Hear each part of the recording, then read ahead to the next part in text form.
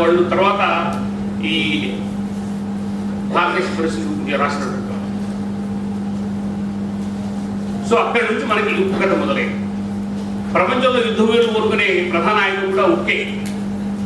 ఎందుకంటే అతి పదునైన ఆయుధం, దాని పదును బండబోదు, విలుగదు, చాలా గట్టిగా ఉంటుంది, సులభంగా దాన్ని పదును పెట్టవచ్చు. అన్నిటికన్నా ముఖ్యంగా ఆయుధం దెబ్బ తగిలితే సెప్టిక్గా సులభంగా గాయాలు మార్చుకోవచ్చు.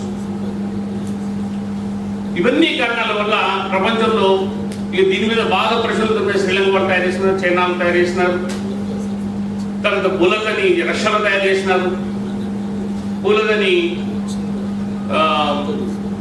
సౌత్ రష్యాలో తయారు చేసినారు. రకరకాల దేశాల్లో ఈ ప్రయత్నం సాగినాయి. ఎవ్వరు కూడా సక్సెస్ఫుల్గా మనం తయారు చేసిన ఉప్పు తయారు చేయాలి. వ్యవసాయ అంటాడు ఒక ట్రెడిషనల్గా వచ్చినటువంటి ఒక ఉత్పత్తి అనేది భారతదేశంలో సాగింది, ఇక్కడ సాగలేదు. వాళ్ళ రహస్యాలు ఎవరికి చెప్పరు. సో ఇట్లాంటి ఒక సమున్నతమైనటువంటి ఇనుము ఉప్పు చరిత్ర కలిగిన ప్రాంతం మనకి.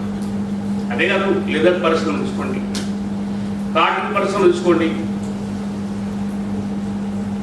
ఆ తర్వాత మధ్యయుగంలో సాల్ట్ పీటర్ వచ్చింది. సాల్ట్ పీటర్ అంటే మనం సూర్యకారం అంటాం, సౌరకలమణ, కేలు, పొటాషియం నైట్రేట్, అది కూడా తయారు చేసేవాడు మన వాళ్ళు.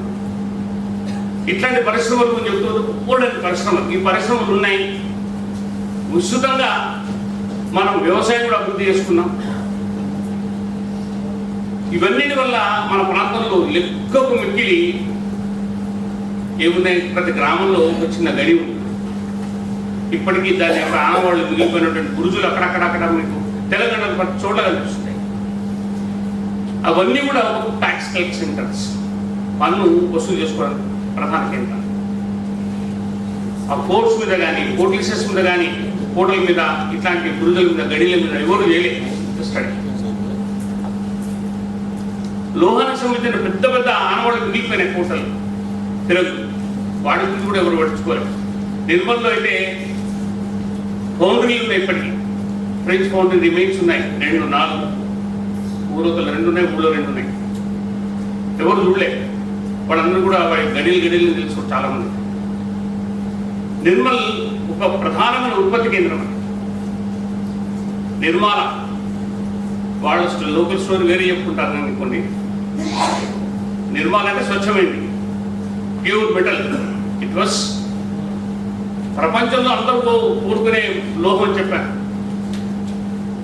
ఆ మాటకు వస్తే ఈయన అంటాడు టాలబీ, కోడి కోసుకోవడానికి ఇనుప గట్టి సరిపోతుంది, ఉప్పు గట్టి అవసరం లేదు అంటే అంత కాస్ట్లీ అని. మనం ఒక బరువుకి 100 బరువులు బంగారం కొనుక్కుంటున్నాం, దాన్ని చాలా విలువైన దానిలో చూసుకోవాలి అని చెప్పినాడు. సో అట్లాంటి లోహాల్ని మన దగ్గర విస్తృతంగా తయారు చేసిన ప్రతి గ్రామంలో చిట్టెం ఉంటుంది. చిట్టెం అంటే ఇనుము గాజు తప్ప మిగిలే వేస్ట్, మిలియన్ ట్రిలియన్ టన్నుల ఆ వేస్ట్ మనకి మొత్తం తెలంగాణలో కనిపిస్తుంది. ఈ పరిశ్రమ ఆనవాడి మీరు చూడవచ్చు, కానీ మన పురాతన శాఖ దీన్ని పట్టించుకోవాలి. రిపీటెడ్గా గత 5-6 ఏళ్ళ నుంచి ఎంత రిక్వెస్ట్ చేసినా వీటిని కనీసం హెరిటేజ్ సైట్స్గా, ఇండస్ట్రియల్ హెరిటేజ్ సైట్గా, ఆర్కియోమెటలాజికల్ ఇండస్ట్రియల్ సైట్గా చూపించండి, వీటిని కాపాడండి అని ఒక రిపీటెడ్గా రిక్వెస్ట్ పెట్టుకున్నా చేయాలి. కోనాపురంలో వెళ్తే ఆ ఉప్పు ముద్దలు తయారు చేసిన చిప్పల కుప్పలు గుట్టలు అవన్నీ తీసుకుని రోడ్లో పోసుకుంటున్నారు, చెరుగట్లో పోసుకుంటున్నారు, దాని పొలాలకు పోయి దారాల్లో వేసుకుంటున్నారు. దాన్ని ఒడిగొట్టించుకోవట్లేదు. అంటే మన తెలంగాణ పరిస్థితి ఇట్లా ఉంది. అందుకోసమే పురాతత్వ శాఖ అట్లా పరిశ్రమ ఉంది అంటే దేవాలయాలు కట్టుకున్నారు. దేవాలయాలు ఎన్ని ఉన్నాయి, అడుగడుగులు ఉన్నాయి దేవాలయాలు. ఇప్పుడు మనకి డబ్బు లేదు కాబట్టి పునర్నిర్మించే శక్తి లేదు, వాటిని కాపాడుకునే శక్తి కూడా లేదు మనలో. అట్లాంటి ఆలోచన కూడా రాలేదు. అంటే చరిత్రక ఆనవాళ్ళను పరీక్షించుకొని వాటిని కనీసం మన తర్వాత తరాల వాళ్ళకి చూపించుకునే స్తోమత కూడా మనకు లేకుండా పోయింది. ముందేమో నిజాం గవర్నమెంట్లో ఉన్నాం, తర్వాత ఇప్పుడు ఆంధ్ర గవర్నమెంట్లో ఉన్నాం. అప్పుడు నిజాం గవర్నమెంట్ అని పట్టించుకుంది. గులాం ఎజానీ గారు ఆయన కళలో రామపు దేవాలయం పడిపోతుందని కలవడితే వచ్చి అక్కడ ఆ దేవాలయాన్ని సందర్శించి దానికి గోడలు కట్టించారు. ఆ సపోర్టింగ్ వాళ్ళకి అక్కడ వెళ్తే చూడొచ్చు. కనీసం ఆయన ముస్లిం అయినా ఆయనకున్న ఒక స్పృహ ఇప్పటి ప్రభుత్వాలకు లేకపోవడం చాలా నష్టదాయకం. దానివల్ల మన చారిత్రక సంపదని చాలా కోల్పోయాం. గ్రామనామా చెప్పాను కదా, చిట్టెం అంటే చిట్యాలలో బోర్డు ఉన్నాయి, చిట్యాల పల్లులు, చిట్యాలలు. ఆ చిట్టెం అంటే ఇనుము కుప్పతున్న ఊళ్ళ. ముద్దపల్లి, ముద్ద అంటే లంప పాయద పెటల్. కొలింపల్లి, కొలింగుడ్ల, కొలిముల్ల, కొలిమి అంటే ఫర్నేస్. ఇట్లాంటి గ్రామనామాలని ఇంకా ఉచితంగా ఎటిమాలజీ నోమాంక్లేచర్ కనుక చూసినట్టే ఆ నామాల పేర్లు, ఊళ్ళ పేర్లు కూడా అగ్గి నిప్పుతో వచ్చేటువంటి, వెలుగుతో వచ్చేటువంటి గ్రామనామం బోర్డు ఉన్నాయి. ఇదంతా కూడా ఒక విస్తృతమైన పరిశ్రమకి నిదర్శనంగా చెప్పుకునేటువంటి.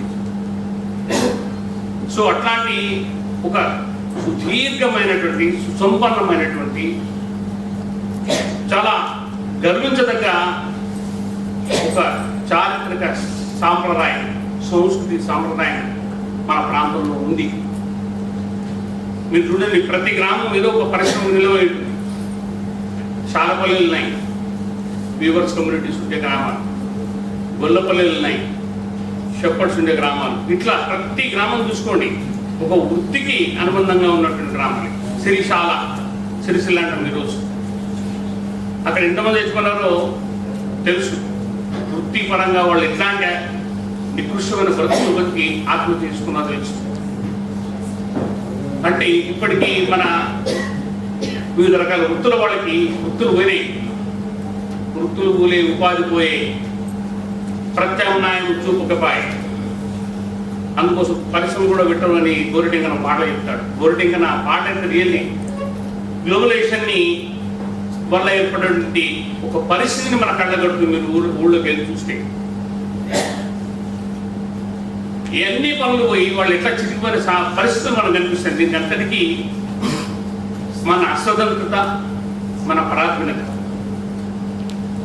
ఇంకా ఈ పరాధీనతతోనే బతకాల్సిన పరిస్థితులు ఉన్నాయి. ఎందుకంటే తెలంగాణ సాధించుకోవాలి ఎందుకు అనుకుంటున్నామంటే ఒక్క విషయం, రెండు విషయాల కోసం కాదు, రాజకీయ పాలన కాదు, నీళ్లు ఇవే కాదు, మన జాతీయ వనరులు కొనుగొట్టుకుపోతున్నారు. కరీంనగర్ జిల్లా నుంచి ఒక సంవత్సర కాలంలో రాళ్లు ఎగుమతి చేయడం వల్ల రాళ్ల క్వారీస్కి వచ్చినటువంటి ఇన్కమ్ 7,000 కోట్లు, 7,000 crores. ఇది వాళ్ళ గవర్నమెంట్ ఇచ్చిన సమాచారం. దాంట్లో కనీసం 10% అన్నా ఆ జిల్లా మీద ఖర్చు పెట్టినారా? 1% ఖర్చు పెట్టారా? సో అట్లాంటి దుర్భరమైన పరిస్థితులు మనం ఎదుర్కొంటున్నాం. ఎందుకంటే ఆ నష్టాలన్నీ మనం భరిస్తున్నాం. రోడ్లు కానీ, రోడ్ల నాశనం అయిపోతాయి, దుమ్ము ధూళి, ఓపెన్ కాస్ట్ మైనింగ్ల వల్ల పంటలు, భూములు నష్టపోతున్నారు. కష్టపడేది మనం, దాన్ని అందించేది ప్రభుత్వం అని చెప్పుకుంటున్నాం. దానివల్ల మన పొరిగేది ఏమీ లేదు. కాబట్టి అద్భుతమైన పరిశ్రమ 1962 నుంచి విసుమైపోయింది, కాలగర్భాలు కలిసిపోయింది. ఉప్పు అనేది పేరుకు మాత్రమే తెలుసు అందరికీ, దాన్ని చూసిన వాళ్ళు కూడా ఎవరు లేరు. ఉప్పు ముద్దలు ప్రపంచంలో ఏ విజయంలో భద్రపరచబడలే, ఎవరు దాచిపెట్టలే, ఇక్కడ కూడా లేదు. నేను కలెక్ట్ చేసిన పువ్వులన్నీ నా దగ్గర ఒక ఉచితమైనటువంటి కలెక్షన్ ఉంది. ఎవరైనా దాత ముందుకు వచ్చి ఒక మ్యూజియం, తెలంగాణ కోసం ఆర్ట్ మెటలాజీ మ్యూజియం కనుక కట్టిస్తే దానికి ఇవ్వడానికి కూడా సిద్ధంగా ఉన్నా చెప్పి. Thank you. నిర్వాహకులకి, కోదండం గారికి,